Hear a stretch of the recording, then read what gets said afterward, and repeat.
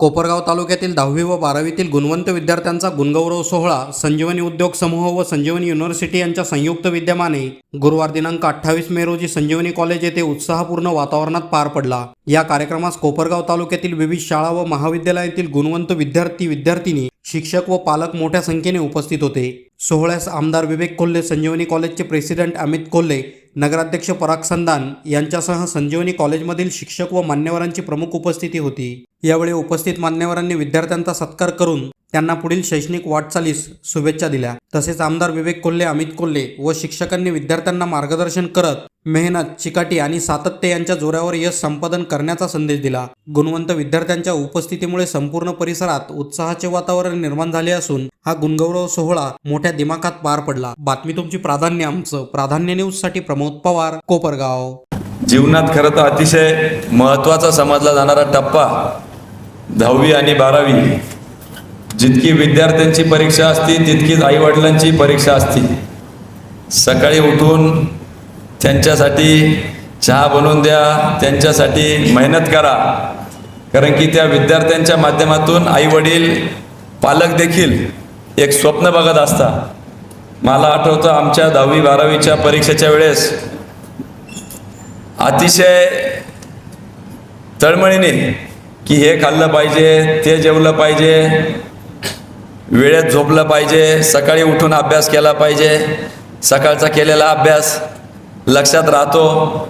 अनेक मार्गदर्शन त्यावेळेस आम्हाला व्हायचे, परंतु त्यामागची भावना एकच की आपला पाल्य शिकला पाहिजे, प्रगती केली पाहिजे आणि कुठंतरी आपलं नावलौकिक त्या ठिकाणी केलं पाहिजे।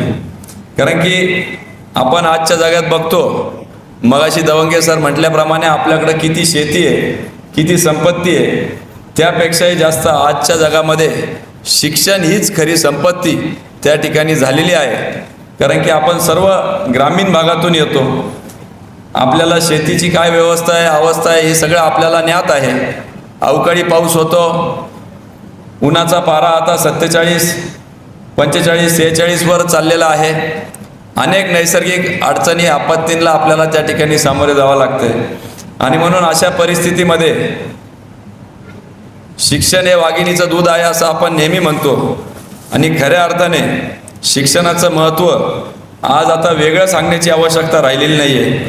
पूर्वीच्या काळामध्ये सर्व शिक्षण अभियान राबवावं लागायचं, परंतु ज्या पद्धतीने संजीवनी युनिव्हर्सिटीच्या माध्यमातून खरं तर आम्ही दादा सांगत असताना मी अवाक झालो होतो की आता फक्त तालुका, जिल्हा, राज्यापुरती आपलं किंवा देशापुरती आपली ही शैक्षणिक संकुल मर्यादित राहिलेली नाही, तर आता आटकेपार जगाच्या कानाकोपऱ्यापर्यंत आपले विद्यार्थी त्या ठिकाणी जाऊन नावलौकिक आपलं करताय। जपानसारख्या देशामध्ये जवळपास 150हून अधिक विद्यार्थी आपले त्या ठिकाणी प्लेसमेंट झालेले आहे आणि फक्त प्लेसमेंट नाही तर त्यांना चांगल्या पद्धतीचं खरं तर जापनीज भाषा शिकवण्यापासनं, स्किलिंग करण्यापासनं या ठिकाणी या संकुलामध्ये काम होत आहे। आणि हे फक्त ग्रामीण भागातलं शिक्षण ग्रामीण भागातलं शिक्षणाचं केंद्र नसून एक ग्रामीण भागाला दिशा देणारा केंद्र झालेलं आहे, याचा मला सार्थ अभिमान या ठिकाणी वाटतो। खरं तर आज आपल्या सगळ्यांचं कौतुक होत आहे, आपल्याला शुभेच्छांचा वर्षाव आम्ही त्या ठिकाणी देणार आहे, परंतु त्याचबरोबर आता आपली जबाबदारी देखील वाढणार आहे। या आजवरच्या प्रवासामध्ये ज्यांनी आपल्या मागं भक्कमपणे उभे राहिले त्यांचं अभिवादन किंवा त्यांचं आभार देखील आपण या निमित्ताने मानले पाहिजे। अनेक पाल्यांबरोबर त्यांचे आजी आजोबा आलेले, आई वडील तर मोठ्या संख्येने या ठिकाणी उपस्थित आहे। मी एकदा या सगळ्या आई वडिलांसाठी आपण जोरदार टाळ्या वाजवल्या पाहिजे, ज्यांनी तुमच्यावर विश्वास दाखवला, तुमच्यासाठी त्या ठिकाणी अहोरात्र मेहनत घेतली, चांगल्या पद्धतीच्या शैक्षणिक संकुलामध्ये आपल्याला संधी दिली आणि तुम्ही देखील त्या संधीचं सोनं करून आज या पुरस्कारासाठी किंवा अभिनंदनासाठी पात्र झालेले आहे। त्याचबरोबर तुम्हाला घडवणारे अनेक शाळा, कॉलेजेसचे प्रिन्सिपल देखील या ठिकाणी आलेले, वेळेअभावी मी त्यांचं नाव घेत नाही, परंतु आपल्या शिक्षकांनी आपल्यासाठी जी अहोरात्र मेहनत घेतली त्यांच्यासाठी देखील जोरदार आपण एकदा टाळ्या वाजवल्या पाहिजे. शिक्षकांसाठी टाळ्या कमी वाजल्या, जोरदार टाळ्या शिक्षकांसाठी वाजल्या पाहिजे. अतिशय महत्त्वाचा घटक आहे. काल याच संकुलामध्ये आमदार झाल्याबद्दल त्या ठिकाणी सत्कार आयोजन केला होता. त्या ठिकाणी मी देखील हे सांगितलं की एखादा इंजिनियर चुकला तर ती वास्तू बिघडल, एखादा डॉक्टर चुकला तर ते पेशंट जगावेल, परंतु एखादा जर शिक्षक चुकला तर संबंध पिढी त्या ठिकाणी चुकू शकते आणि ते आपल्याला परवडणार नाही. म्हणून कळत न कळत आपल्या आयुष्यामध्ये अतिशय महत्त्वाचं मौल्यवान त्या ठिकाणी मार्गदर्शन आपल्या शिक्षकांचं होत असतं. आज जर बघितलं तर आपण वाढत असताना कुंभार जसं एखादी आकृती घडवतं, ज्यावेळेस ती माती ओली असती त्याच वेळेस तिला आकार देता येतो. आकार देताना दोन्ही हाताने त्याला आकार द्यावा लागतो. आज आपल्या आयुष्यामध्ये देखील हे दोन्ही घटक फार महत्त्वाचे आहे.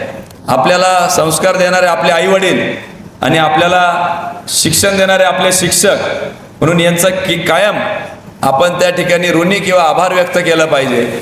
दोन्ही घटक महत्त्वाचे आहे. फक्त आईवडिलांनीच त्यांचं काम करून चालणार नाही किंवा शिक्षकांनी काम करून चालणार नाही. आजच्या काळामध्ये आमच्या वेळेस जरा सोपं होतं, एवढ्या अडचणी नव्हत्या. आता काळ फार आव्हानात्मक झालेला आहे. या आव्हानात्मक काळासाठी आपल्याला जर तयार राहायचं असेल तर घरातही तेवढंच महत्त्व आहे आणि शैक्षणिक संकुलामध्ये देखील तेवढंच महत्त्व आहे. दोघांनाही आपली जबाबदारी चोख त्या ठिकाणी पार पडायची आहे. नुसतं पुस्तकी ज्ञान घेऊनही चालणार नाही. त्यासाठी नवीन आलेल्या आव्हानांना आपल्याला सामोरं जाण्याची देखील तितकीच आवश्यकता आहे. कारण की WHO वर्ल्ड हेल्थ ऑर्गनायझेशनचा रिपोर्ट सांगतो की आजकाल 15 ते 20 वयोगटातील विद्यार्थ्यांना अँक्झायटी असेल, डिप्रेशन असेल, सुसायडल थॉट्स असतील, अशा गोष्टींनी ग्रस्त झालेले आहे. त्याकरता आईवडिलांचं त्या ठिकाणी मोलाचं मार्गदर्शन आवश्यक असतं आणि शिक्षकांच्या माध्यमातून देखील मेंटरशिप त्या ठिकाणी गरजेची झालेली आहे. आज जर जगाच्या पातळीवर बघितलं तर भारतीयांचा स्क्रीन टाईम सर्वाधिक जास्त आहे. 7 ते 8 तास आपले विद्यार्थी किंवा पालक किंवा भारतीय सगळेच, तुम्ही आम्ही सगळेच त्यामध्ये आलो, ॲव्हरेज 7 तास आपण त्या ठिकाणी स्क्रीनवर असतो. आणि म्हणून ही फार महत्त्वाची बाब झालेली आहे. अतिशय गंभीर हा विषय आहे. या विषयाकडे आपल्याला सगळ्यांनी मिळून त्या ठिकाणी आपल्याला सामोरं जायचं आहे. त्यामुळं या सगळ्या गोष्टींबरोबर आपल्याला जे पुस्तकी ज्ञान असतील, स्किलिंग असेल, स्किलिंग देखील आज तितकंच महत्त्वाचं झालेलं आहे. मगाशी अमितदादांनी सांगितलं आपल्या शेतात काय पिकतं त्यापेक्षा जगात काय विकतं याला जास्त महत्त्व आहे. आणि तेच आमच्या या संजीवनी युनिव्हर्सिटीमध्ये हेरलेलं आहे. काय काय चालू आहे, इंडस्ट्रीयल टायअप्स असतील, जागतिक युनिव्हर्सिटीज बरोबर टायअप असतील, जगाच्या वेगवेगळ्या देशांमध्ये वेगवेगळ्या युनिव्हर्सिटीज बरोबर संजीवनी युनिव्हर्सिटीचं त्या ठिकाणी टायअप झालेलं आहे. आदरणीय नितीनदादांच्या नेतृत्वाखाली, मार्गदर्शनाखाली, अमितदादांच्या पुढाकाराने त्या ठिकाणी अमितदादांनी जरी आदरणीय बिपिनदादा असतील, माझं नाव असेल, ताईंचं नाव असेल घेतलं असेल तरी ते अमितदादांचा मोठेपणा आहे तो. परंतु सगळ्या मंत्र म्हणायचं काम अमितदादा करता, आम्ही फक्त स्वहा म्हणतो.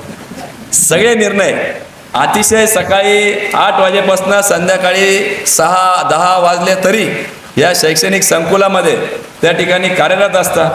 आणि म्हणून शिक्षणाचं माहेरघर करण्यामध्ये कोपरगावला एक मोठं योगदान आदरणीय अमितदादा आणि त्यांच्या सर्व स्टेजवर बसलेल्या टीमनी किंवा खाली बसलेल्या टीमनी केलेलं आहे. त्यांच्यासाठी सुद्धा एकदा जोरदार आपण टाळ्या वाजवल्या पाहिजे. याच्याने कळत न कळत ग्रामीण भागामध्ये प्रत्येक गावामध्ये एकही असं गाव नसेल की ज्यामधून परदेशात संजीवनीचा विद्यार्थी गेलेला नाही आहे किंवा विद्यार्थिनी गेलेली नाही. आणि त्याच्यामुळे एक स्वाभाविकदृष्ट्या स्पर्धात्मक पालकांमध्ये आणि त्या गावातील युवकांमध्ये एक ऊर्जा तयार झाली. आणि आपण देखील तिच्यासारखं किंवा त्याच्यासारखं आपण देखील शिक्षकांच्या माध्यमातून त्या उंचीवर जाऊ शकतो. आज वेगवेगळे सत्कार मला करण्याचा योग येतो त्यावेळेस मी आवर्जून ह्या गोष्टीचा उल्लेख करतो की ह्या सगळ्यांमागं ह्या शैक्षणिक संकुलाचं मोठं योगदान आहे. कारण की आपण जर बघितलं ते अनेक विद्यार्थी भरकटून जातात परंतु आपल्यातलीच विद्यार्थिनी ज्यावेळेस एका पदावर जाते, 32 लाखांनी जरी सुरुवात झालेली असेल तरी आज हायेस्ट पॅकेज 32 लाखाचं असलं, परंतु जे पूर्वी 6-6, 7-7 लाखावर जरी जॉईन झालेले आहे ते आज करोडो त्या ठिकाणी कमवत आहे. आणि एक मोठ्या प्रमाणामध्ये कोपरगावच्या अर्थव्यवस्थेला चालना आपल्याला माहीत नसेल. आज आपण क्रीडाईच्या कार्यक्रमाला मी काही दिवसांपूर्वी गेलो होतो. जवळपास 14 मजली नगर जिल्ह्यातील सर्वात उंच बिल्डिंगचं भूमिपूजन त्या ठिकाणी आमच्या आणि मान्यवरांच्या हस्ते त्या ठिकाणी झालं. जवळपास 27 रेरा रजिस्टर्ड प्रोजेक्ट्स आपल्याकडे चालू आहे. आपल्या महसुली विभागाकडून जर माहिती घेतली तर नगर जिल्ह्यामध्ये 2-3 जे तालुके आहे ज्यामध्ये सगळ्यात जास्त महसुली उत्पन्न येतं त्यापैकी कोपरगाव एक आहे. आणि याचा जर बारकाईने आपण अभ्यास केला तर आपल्या इथून जे काही शिक्षक विद्यार्थी शिकून वेगवेगळ्या शहरांमध्ये गेलेले आहेत. ज्यावेळेस त्या बिल्डर लोकांबरोबर बसलो, कोणी बुकिंग केली की आपलाच विद्यार्थी आहे तो मुंबईमध्ये आहे, त्यांनी माझ्याकडे 35 लाखाचे 2 फ्लॅट बुक केले. आपलाच विद्यार्थी आहे तो परदेशात आहे, त्यांनी तिकडं इकडे येऊन आपल्याकडे 2 गाळे बुक केले, 1 गाळा बुक केला. अशा पद्धतीने आपल्या या आर्थिक चक्राला देखील कोपरगाव शहराच्या मोठ्या पद्धतीने हातभार या शैक्षणिक संकुलामुळे लाभलेला आहे. आणि मगाशी म्हटल्याप्रमाणे शिक्षण हे हीच खरी संपत्ती आहे. वाचेल तोच टिकेल असे कोल्हे साहेब नेहमी म्हणायचे. आणि त्याच्यामुळं आपल्याला देखील आपण आता फक्त शिकलो, पण जेव्हा या शिक्षणाचे हे शिक्षण उपयोगात येईल त्यावेळेस खरं आपण जिंकलो असं म्हणायला हरकत नाही.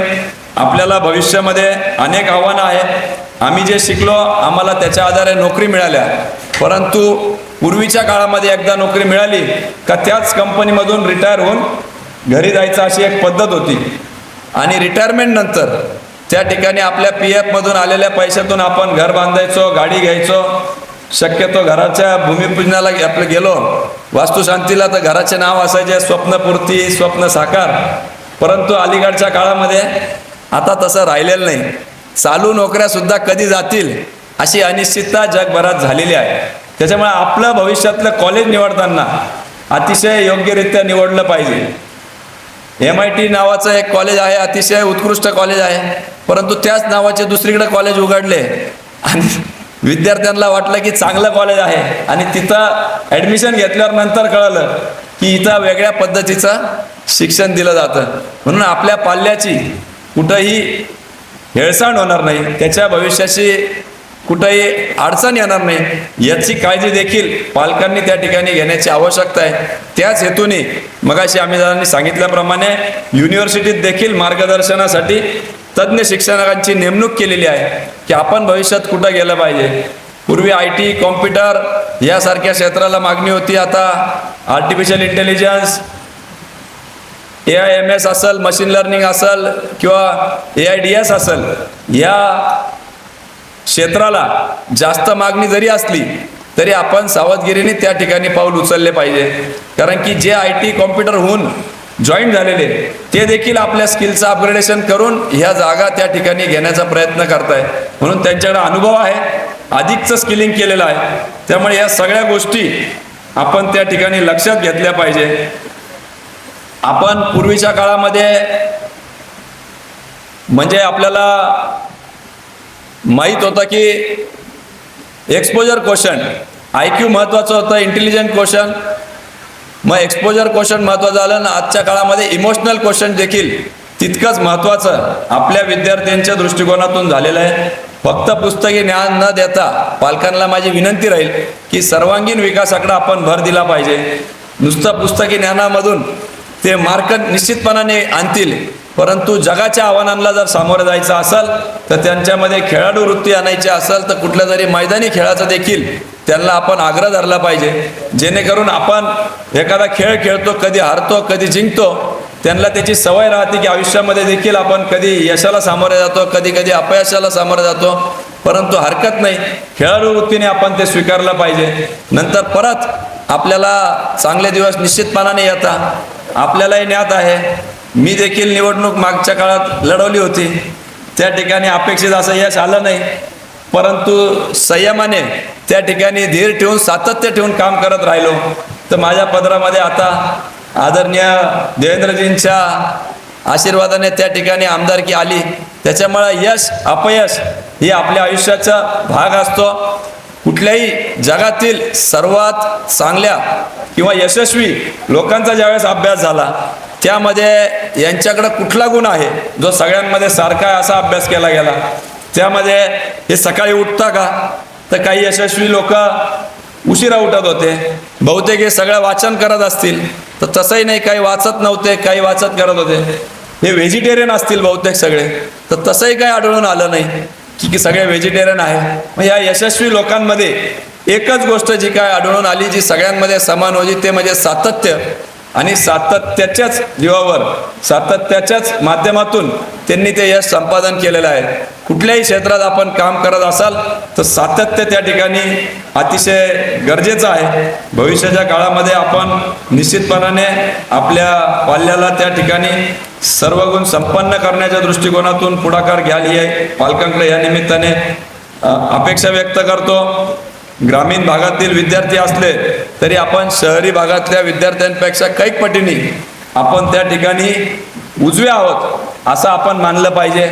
याच ग्रामीण भागातील एका विद्यार्थ्याने हे शैक्षणिक संकुल उभं केलं, परदेशात गेले, फोर्ड फाउंडेशनच्या वतीने त्या ठिकाणी शिक्षण घेतलं, ह्या तालुक्याचा 7 वेळेस प्रतिनिधित्व केलं, त्याचबरोबर मंत्रिमंडळात भाग घेतला, कर्मवीर अण्णांबरोबर तळागाळात शिक्षणाचं जाळं पसरवलं आणि उच्च शिक्षणाचे धोरण घेऊन संबंध महाराष्ट्रामध्ये उच्च शिक्षणाचे दारं सगळ्या ग्रामीण भागासाठी उघडे केले असे स्वर्गीय शंकररावजी कोल्हे साहेब आहे. त्यामुळं आपल्याला देखील आपल्याच ग्रामीण भागातील अनेक उदाहरणं त्या ठिकाणी मी देऊ शकतो.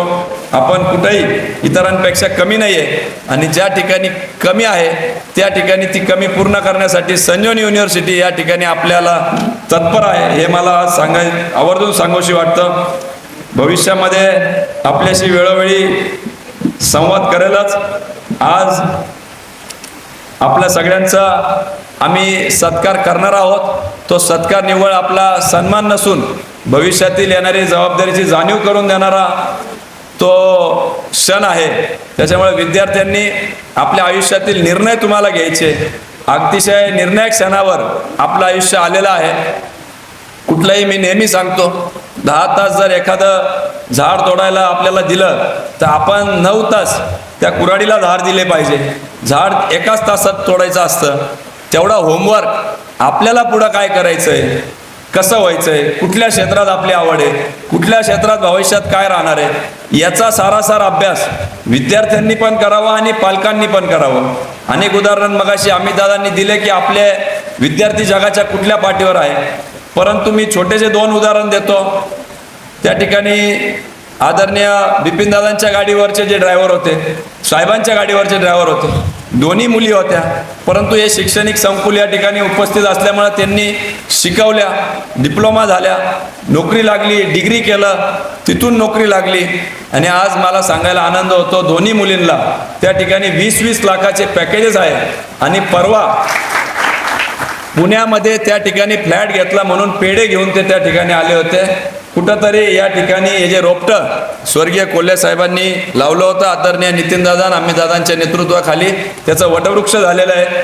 आणि मुलींनी दाखवून दिलेलं आहे की आता मुलांपेक्षा आता मुलींचीच सगळीकडे चलती आहे. कारण की अनेक मुलं माझ्याकडे येतात की भैया लग्नच व्हायना, मोठी समस्या आहे. आणि काही दिवस का व्हायना, लग्न होस्तर का व्हायना, रामादाते इथं हसू राहिले, ते माझ्याकडे येतात, भैया लग्न होस्तर का व्हायना, यांना 3 महिने का व्हायना कारखान्यात लावा, लग्न झाल्यावर मग काही नाही काढून दिलं तरी चालेल. म्हटले फसवे कामं मला सांगू नका. म्हणून मुलांनी देखील आज पण तुम्ही बघा, बक्षीस घ्यायला आल्या का मुली किती आहे आणि मुलं किती, तुमच्या लक्षात येईल की मुलीच त्या ठिकाणी जास्त राहणार आहे. आणि कुळाचा दिवा आता मुलगा राहिलेला नाही, मुली देखील तितक्याच खांद्याला खांदा लावून ज्या अर्थी त्या मुलींनी फ्लॅट घेतला आणि पेढे घेऊन आले, त्याच्या स्वतःच्या हिमतीवर आज मुली वेगवेगळ्या क्षेत्रात या संकुलाच्या माध्यमातून किंवा शिक्षणाच्या जोरावर जात आहे. पालकांना देखील विनंती राहील की आपण मुलींच्या मागे भक्कमपणे त्या ठिकाणी उभे राहा. शासनाने मुलींचं उच्च शिक्षणापर्यंत सगळा खर्च माफ केलेला आहे. त्याच्यामुळं आपण मुलींनी देखील कुठंही न डगमगता आपलं शिक्षणाचे इच्छा आणि स्वप्न आपण पूर्ण कराल ही अपेक्षा आहे. फक्त आपण नोकरीनंतर वेगवेगळ्या शहरात देशात गेल्यावर आपल्या या कोपरगाव भूमीला विसरू नका म्हणजे झालं. काय असं आपल्या या भूमीकडे नेहमी लक्ष राहू द्या. हीच या निमित्ताने आपल्याला परत एकदा शुभेच्छा देतो आपल्या भावी वाटचालीसाठी. आपण यशस्वी व्हा, कीर्तिवंत व्हा, वेगवेगळ्या क्षेत्रात नावलौकिक कमवा हीच सद्गुरूचरणी प्रार्थना करतो. जाता जाता आपल्यासाठी 1-2 ओळी सांगतो आणि माझं लांबलेलं भाषण थांबवतो. मंजिलें उन्हीं को मिलती है जिनके सपनों में जान होती है. मंजिलें उन्हीं को मिलती है जिनके सपनों में जान होती है. सिर्फ पंखों से कुछ नहीं होता, हौसलों से उड़ान होती है, हौसलों से उड़ान होती है. खूप खूप धन्यवाद.